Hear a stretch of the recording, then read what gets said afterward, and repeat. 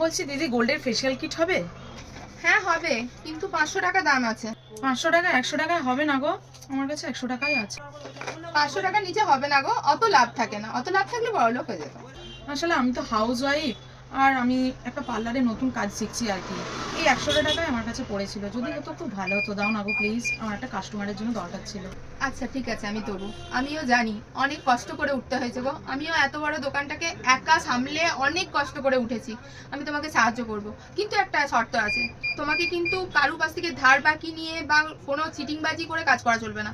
তুমি ঠিক নিজের সততায় এই কাজটা করে উঠবে। সেদিন আমি খুব খুশি হব যে আজকে তোমাকে দিতে পেরেছি, তার জন্য আমি খুব খুশি হব। ঠিক আছে, দিচ্ছি, দাঁড়াও। এই না। থ্যাংক ইউ বলছি দিদি। দিদি, গোল্ড ফেসিয়াল কিট হবে? না রে, হবে না, একটাই ছিল, দিয়ে দিয়েছি। কত দাম ছিল ফেসিয়াল কিটটার?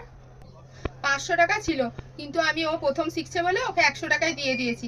আমি একটু সৎ দোকানদার, বুঝলি তো, আমি এরকম ধোকাবাজি করতে পারবো না। ভেবে দেখো, আমি কিন্তু 1000 টাকা দেব। আমার না বাজারে একটা সৎ দোকানদার বলে পরিচয় আছে, বুঝলি তো, আমি ধোকাবাজি করতে পারবো না। ওকে দিয়ে দিয়েছি মানে দিয়ে দিয়েছি, আমি অসৎগিরি করতে পারবো না। তুমি এক কাজ করো, টাকাটা আমায় দাও, আর এই নাও তোমার কিটটা নাও। আর দিদি, এই নাও তোমার 100 টাকা রইলো। বানিয়েছে।